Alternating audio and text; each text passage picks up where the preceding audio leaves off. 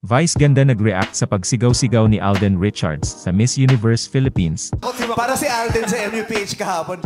Bulacan! Bulacan! Cebu! Cebu! Quezon Province! Quezon Province! Pero bago ang lahat, kung ikaw ay bago sa aking channel, huwag kalimutan na mag-subscribe at i-click ang notification bell for more trending news. Trending ang pangalan ni Alden Richards sa X at iba pang social media platforms habang nagaganap ang pagho-host niya ng Miss Universe Philippines kasama si Miss Universe 2022 Bonnie Gabriel sa SM MOA Arena nitong Miyerkules ng gabi. Nakatutok ang fans ni Alden sa live stream ng pageant at panay post nila ng positive comments. Puring-puri ng mga fans ang looks at husay ng Asia's multimedia star sa pagho-host. Pero marami ring nakakatutok sa Miss U Philippines ang nawindang sa ginagawang pagsigaw-sigaw ni Alden habang nagho-host.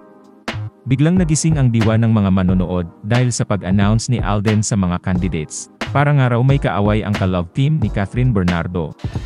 Pampanga! United Kingdom! Quezon Province! Cebu! Bacoor! Northern California! Baguio! Laguna! Cainta! Zambales! Palawan! Taguig! Australia!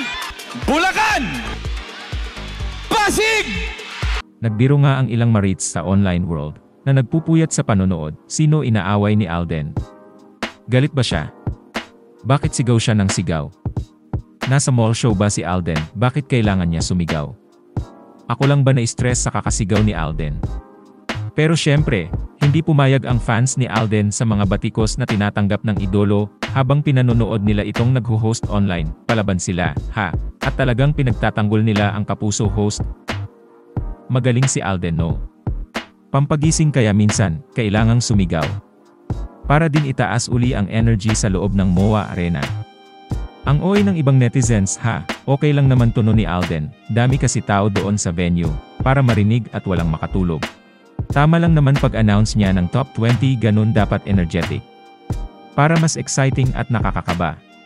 Napansin din ng ilang mapanuring netizen na hindi nag-a-adlib si Alden unlike Bonnie and Jenny May while hosting. Nakadefend lang daw ito sa script na binabasa niya sa teleprompter.